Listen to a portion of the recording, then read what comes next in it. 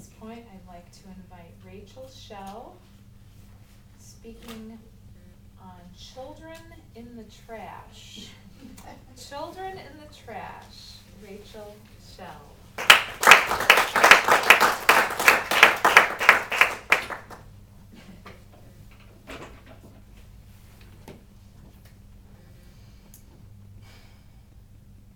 Potholes the size of a large dog. A man urinating from his balcony. Children peering out of a dumpster. A television on the front lawn with a note on it that reads, "Bill, enjoy your new flat screen. Sorry we missed you." Teenage girls knocking on doors, asking people to buy them alcohol. Later, knocking on doors, trying to hide from the police. Madam Contest Chair, fellow Toastmasters, and guests, this is apartment life. Now, don't get me wrong, there are benefits to living in an apartment, but the time comes to move on. And this is where my husband and I found ourselves as we stood in front of a cozy country cottage in the middle of nowhere. It was at that time, beginning of the summer, that we realized there were more requirements for this perfect house that we both wanted than either of us individually realized. For example, Alan wanted to live closer to town. Rachel preferred living on a paved road. Alan loved a large backyard. Rachel had to have at least 3 bedrooms and more than 1 bath. Alan needed space to park his 4 vehicles.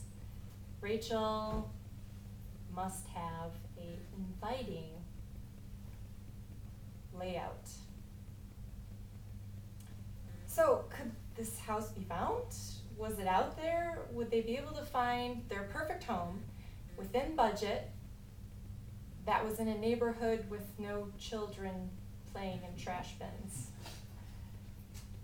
3 months later, Alan and Rachel pull into a driveway of a house listed for $53,000. You think, oh, it's probably needing a lot of work. Well, the listing looked promising. It was on a nice paved road, large 2-acre lot with a pole barn. So we walk into the house and wow, this was perfect. Sure, it needed a few cosmetic changes, but the kitchen cabinets were newer. There was a cathedral ceiling in the living room. It was our dream house. We sign the papers, we move in, tear off old carpet, put in new carpet, paint the walls, move some plants around in the yard. It was finally our home. 2 weeks after we settled in, construction crews start tearing up the pavement in front of the house. And as I watched the chunks of asphalt lifted away, I realized that this was no mere pothole. This was a precipice. You see, the sewer needed some work. Something went wrong and they needed to replace parts or fix something. And the smell. It was like walking into an airtight room with 13 outhouses from the 1800s. Fermented feces. It was horrible. Everyone in the neighborhood was on lockdown. Everyone had their windows shut, no one was outside. That weekend, Alan and I wanted to get out of the house, so we took a walk away from the neighborhood. And as we were walking back, we heard this baby crying, which was really unusual given that no one was outside, and the sound was coming from my neighbor's house, and I knew she was away for the weekend.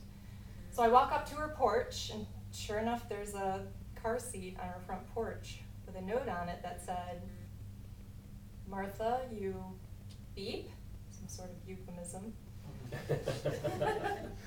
"You wanted him, he's all yours."